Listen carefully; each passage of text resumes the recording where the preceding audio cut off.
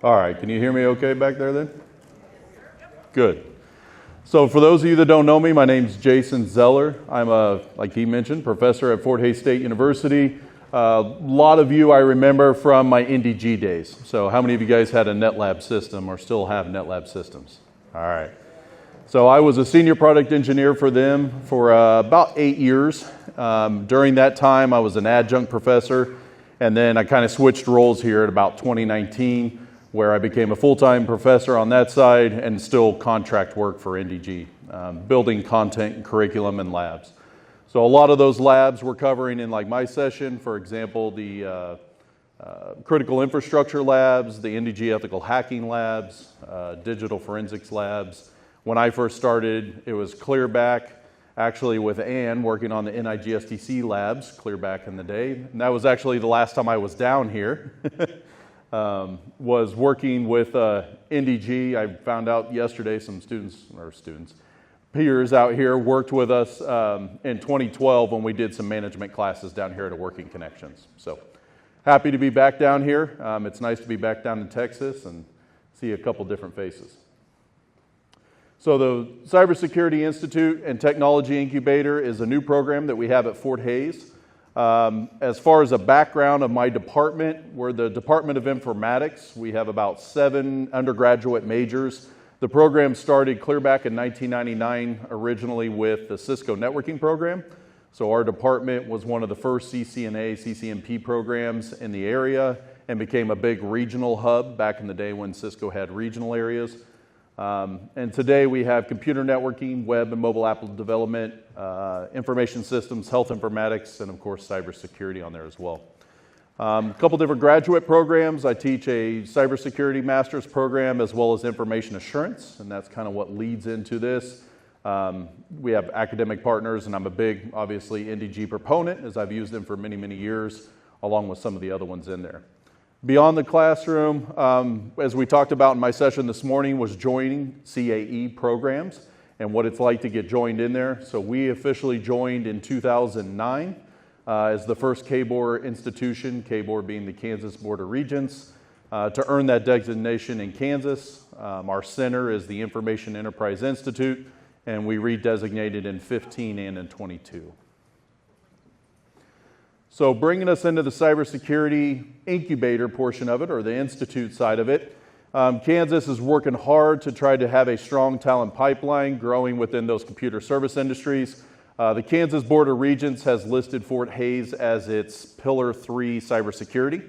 So that really upset the K-State and KU folks. But at the same time, our program is drastically different than what K-State and KU do. They're mostly born out of computer science, and we're born out of computer networking, which is great because that keeps us completely different than the other ones that I compete with. And it gives us a much better structure so that I focus more on the skills and the hands-on labs and the hands-on skills, where K-State, KU really focus on the back end, the research. They're going to do the cryptography and some of the other topics that I don't cover. So if I have students come in looking for that, I can send them off to another institution and feel comfortable with it, but I can always get them the hands-on skills on our side. So with that designation, what they really wanted to do was take a look at the cybersecurity in Kansas and look at some studies that said about 40 to 60% of all data breaches involve our small, medium businesses. And in Kansas, we have a lot of small businesses, particularly because they list small businesses as anything below 500 employees. So to me, a 500 employee company is a very large company. But in our realm, it's 500 or less a small business. So what we were looking to do was try to help sustain some of these small businesses in what would happen with a cybersecurity attack. And we had several in our area. As a matter of fact, our high school in Hays had a cyber attack just recently within that year. And some of that was student-driven, and another incident was not so much. So they really didn't want to take that test that day, I can tell you that. So after looking at some of the statistics, my department chair just identified that there's an issue here and we would like to tackle it. She said, I'm going to put this into the Kansas Board of Regents, which again kind of runs all the universities in Kansas, state universities. And they looked at this and they said, it looks great, but we don't know where it's going to quite go. And so they weren't able to fund that. However, our president stood up and said, nope, I'm taking that to legislature. And legislature came back and said, yeah, we'll fund that. So we got funded at $500,000 a year to work with small businesses on their cybersecurity issues. And that kind of set up into a two-tier incubator concept, where the first tier is we're trying to assess and address some of the underserved small businesses through micro-internships and students. One thing that we always have an issue with out in western Kansas is we're in the middle of nowhere, right? If students want to go work with big businesses, they got to go all the way to Kansas City, which is about 350 miles to the east, or they got to go down to Wichita, which is about a 2.5-hour drive heading south that direction. With that, the students, as you guys know, they go off during the summer, they want to do an internship, they got to change housing, they got to pay for their old house, and they got to pay for the new house while they stay there and do the internship. And so we had some scholarships that would assist in that, but at the end of the day, internships really dropped off. I don't know if anybody noticed that during the COVID times, that internships, companies just stopped funding those. So our goal with the micro-internship side was to keep it very small. It's about a 2-week platform, and I'll talk about that here in a little bit. But that was the change, was really focusing on micro-internships. Tier 2 was really focusing on building up some security and tech ventures within Kansas, and that could be developed into a viable business. We did that in conjunction with the Kansas Small Business Development Center. So by leveraging them, we were able to evaluate a lot of the businesses that were out there because the SBDC was deployed statewide, so we had access to a lot of resources. And we received, like I said, about $500,000 to go ahead and start this project working with small micro-internships. The incubator portion of that we have not got to yet, and I'll show that a little bit here in the timeline. As you can imagine, all the best laid plans, kind of change over time. So again, my boss put it on my desk, said this is never going to happen. A week later said it happened, figure it out. There was no plan. I don't know if you guys have ever looked at standing up an institute or a tech incubator. There's no blueprint like you do in the CAE to become a designated institution. There's nothing like that for this type of thing. So a lot of it was creating it on the fly. And as you can see at the top of this slide, I had to change it from our implementation plan to original implementation plan because this didn't all pan out. But what we found on this side of it was we had plans to develop the space. We had to completely change a section of the university so that we had some space to build out. That took a lot longer than expected, mostly because of COVID and a bunch of other changes. They just didn't have the facilities ready for us, so that extended the timeline. And I explain this because if you try to build something like this, it's going to be difficult. There's not a cookie-cutter approach to building that type of institute. Once we were able to get it developed and we got some of the directions, we needed a director to run this. And of course they said, you be the director. And I said, no, I will be a student coordinator. So a student coordinator was going to be somebody that worked with the students, made sure they had the skills to work with the companies. And then when the companies came in with a request for one of the 10 services we offer, I would make sure that student was viable to go on that micro-internship. That was the piece that made the most sense. I have those students in the classroom. I could easily verify they had those hands-on skills. But when you're looking for a director in western Kansas, you got to throw some money at it to try to get them to move there, right? So we took forever to get some HR approvals and made some budgets of, I think we offered up in the $120,000 range, which is really high for that area, to have a director come in. And we couldn't get anybody to bite. We went through 3 different searches. We still couldn't find a director. And all we were looking for out of this director was to really focus on going out to the small businesses. They really didn't have to have cybersecurity skills. And what we found out was our search was way mislabeled. What we ended up doing was breaking it into 2 directors. So I myself am the director of operations. I run all the day-to-day stuff, work with all the students and all the employees that are there within the institute. And then we are in the process of hiring a director of business relations. And that person is basically in a car like a pharmaceutical salesman trying to drum up business from all the small businesses. And in the first about 10, 15 micro-internships, what we've noticed is small businesses are scared to ask for services. It doesn't matter that it's free. They are scared. They don't want to admit that they have issues. And it didn't take us long to find businesses with issues. I mean, we went down to the local taco shop.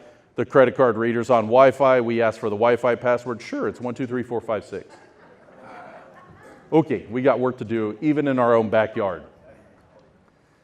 So as we work through that, again, what we're really looking for is these micro-internship opportunities. The idea is to leverage some of the students and the faculty that we have right there available, as well as our SBDC, and offer these as capstone projects and faculty consulting going through there. And so now if you look across the U.S., all of a sudden you start seeing these similar type projects popping up at all these different institutions. And it's great because it's a great way for the students to get involved. As you can see in the QR code there, there's a whole list of different services we provide. So we start out with these first 10, which is website development, basic network setup. The whole goal with a micro internship is that it's 20 to 50 hours. That's it. So if the project is bigger than 20, 50 hours, we tell them, nope, this is the only portion that we can handle. And the idea behind that is a student will do this micro internship. They get paid $400 per micro internship. The business doesn't have to pay anything. Now, if there's hardware cost or something like that, that's on them.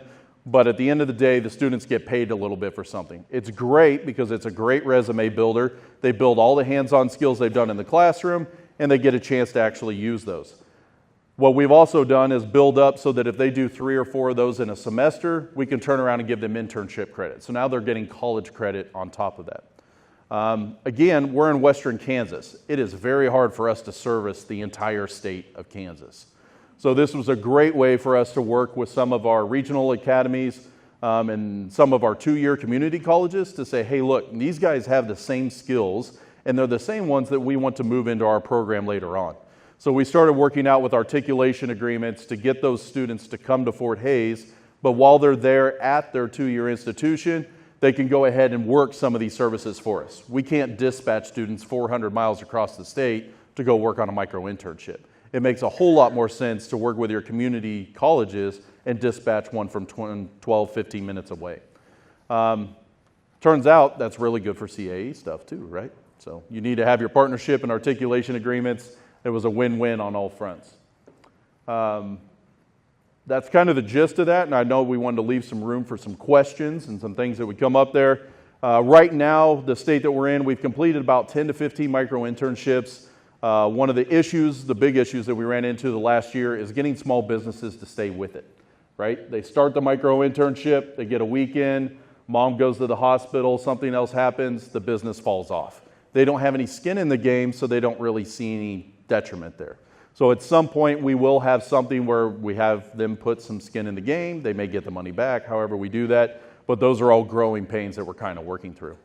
Outside of that, we have a really nice classroom and facility. We're exploring a bunch of different technology as to what the students can use. So right now, one of those is we are building an AI chatbot that is specifically tailored for every single business that we work with.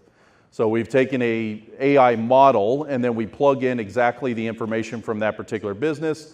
And instead of giving them some generic security awareness training, we can customize the training specifically for their business. Not just, generic business, but it's a taco truck. What's the part they really care about, right? They don't need to know about Active Directory and everything else. They need to know how do they keep that card reader safe? How do they make sure that everything they're saving, customer receipts, etc., how does that stay safe? And so a lot of the big jobs that you see now out of those services we offer, believe it or not, are mostly website development. And that website development piece is we have a mom and pop shop. They know they have to get online to sell XYZ services. They just don't know how to do it securely. And a lot of them are firing up easy things that are, we've had several that have been hacked and go through there, and now they're coming back for services. So a lot of what we're doing is just getting them up to speed, and then we have multiple that are wanting some cybersecurity assessment training, and that's kind of the big ones we're pushing for this next year. So outside of that, does anybody have any questions, or is it just for cybersecurity companies and the small business? Is that what you're asking? Yeah, so that was the best part of it is we actually combined with some of the local cybersecurity companies that are out there. They actually turned a lot of their services over to us. And the goal there from their side is a lot of these are little bitty things that they don't have time for, right? They're trying to catch the bigger fish, so to speak. So they'll refer a lot of customers to come over and get the services from us as students. And then us as students, as we go through there and we say, okay, this is now at a bigger thing, or you need to go to the next step, we have a list of cybersecurity companies that have partnered with us, and we refer them on to those cybersecurity companies. That has worked out extremely well. As a matter of fact, that's opened up a lot more partnerships just in that side of it than we've actually had in the micro-internships. Because they've come to us saying, okay, we know this student did a good job. As a matter of fact, we would like to hire said student. So the question was, do I act as a supervisor over them, or is they entirely student-driven? And so what I found is I go to the initial meetings with the businesses. We try to meet face-to-face, but a lot of times we'll do this over Zoom or the phone the best we can. And I attend that first one to make sure that the scope of what the customer is asking for is in the realm of what we're trying to do here. And I found when I didn't attend a couple of those, they asked for way more. The student didn't know how to say no, and so they ended up going for an 80-hour project. So now I try to attend all of those meetings, but at the same time, yes, I try to make it as much student-driven and just keep them on the track, so to speak. They are definitely able to go and ask questions. I tell them that all the time. That's the beauty behind that AI chatbot that we're trying to work to, is if they got questions or they forgot something, they can ask it, as we've trained it as kind of a frequently asked question, so to speak. But at the same time, they can always come back and reference the faculty. Well, thanks again, Mark. Let me talk in here. And if anybody has any questions, you're more than happy to hit any one of those QR codes. You can send me an email. I think it's in the last one there. You can scan one of those and let me know. Thank you. No problem.